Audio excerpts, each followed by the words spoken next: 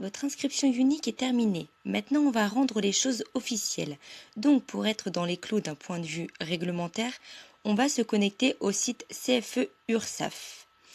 On va arriver à la page d'accueil. Donc là, vous allez tomber sur plusieurs onglets. Profession libérale, régime simplifié pour les médecins remplaçants, association employeur du personnel et vendre à domicile, ce qui va nous intéresser nous. À gauche, vous allez voir, il y a les étapes de la déclaration et déclarer une formalité. Donc nous, on va cliquer sur déclarer une formalité. Donc vous allez voir, il y a plusieurs onglets qui vont s'afficher comme profession libérale, régime simplifié, association employeur et vendeur à domicile. Ensuite, on va cliquer sur début d'activité. Donc là, on va tomber sur deux choix. La première de télédéclarer, on va donc avoir un formulaire à remplir avec nos infos personnelles. Vous devrez scanner une pièce d'identité et envoyer ce formulaire et pièce d'identité par Internet. Et le deuxième choix, du coup, c'est de remplir le formulaire en ligne. À la fin, vous aurez la possibilité de l'imprimer et de l'envoyer par courrier, ainsi qu'une copie d'une pièce d'identité au CFE de votre département. Donc là, on va attaquer le formulaire.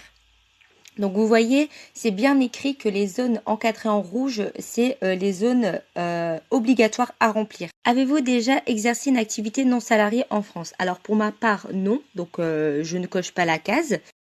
Donc ensuite, vous choisissez votre sexe. Ensuite, on va vous demander votre nom de naissance, votre nom d'usage. Donc vous voyez, c'est encadré en vert, donc c'est pas obligatoire.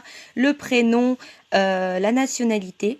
Ensuite, votre date de naissance, le département où vous êtes né et la commune où vous êtes né. Donc ensuite, vous allez devoir remplir votre domicile personnel, donc votre numéro de voix, votre indice de répétition, le type de voix, le libellé. Ensuite, la distribution, c'est pas obligatoire. Le complément de localisation, c'est pas obligatoire. Votre code postal, votre commune, voilà, et le reste, ce n'est pas obligatoire. Donc ensuite, on a l'onglet entreprise individuelle à la responsabilité limitée. Alors pour ma part, je pense que c'est pas obligatoire parce qu'en fait, chez Unique, on n'a que le kit qui est obligatoire. Donc cette option-là, il faut pas la cocher. Donc ensuite, on va arriver sur l'onglet déclaration relative au lieu d'exercice ou à l'établissement. Donc vous exercez votre activité à votre adresse personnelle, donc on coche adresse personnelle. Ensuite, activité, date de début d'activité, donc votre date où vous êtes inscrit sur votre site unique. Indiquer l'activité la plus importante, donc on est bien vendeur à domicile. Indiquer l'ensemble des activités exercées, on est bien vendeur à domicile. Et donc l'origine de l'activité, c'est bien une création. Maintenant, on va arriver sur l'option fiscale. Vous relevez de régime d'imposition BNC. Oui, en tant que VDI, on est bien BNC.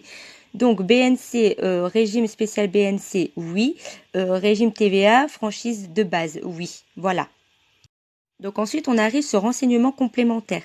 Donc adresse de correspondance, domicile personnel, téléphone, portable, fax, email. Vous voyez que c'est bien en vert, donc on n'est pas obligé, d'accord? Mais personnellement, moi, je l'ai fait. Ensuite, on va arriver sur signature. Donc, les déclarants désignés au cadre 2, c'est bien nous. Fait à votre lieu. La date où vous le faites, d'accord? Donc, souhaitez-vous les informations enregistrées dans le répertoire? Moi, personnellement, j'ai mis non. Ensuite, on va vous demander votre adresse électronique. Ensuite, vous devez ressaisir votre adresse électronique. Et maintenant, on va vous demander un petit code, d'accord, pour éviter qu'on dise que vous êtes un robot. Donc, du coup, vous devez le faire. Donc là, si vous cliquez sur enregistrement provisoire, vos données seront sauvegardées pendant 30 jours.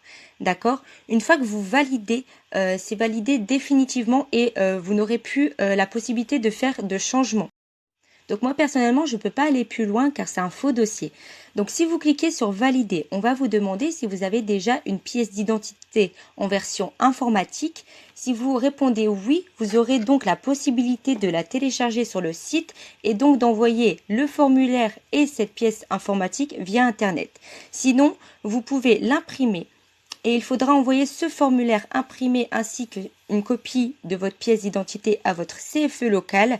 Et de toute façon, ils vous mettront l'adresse, pas besoin de la chercher. Elle sera à la fin du processus de validation. Voilà, j'espère que ça a été clair. Bienvenue dans la famille Unique et à bientôt!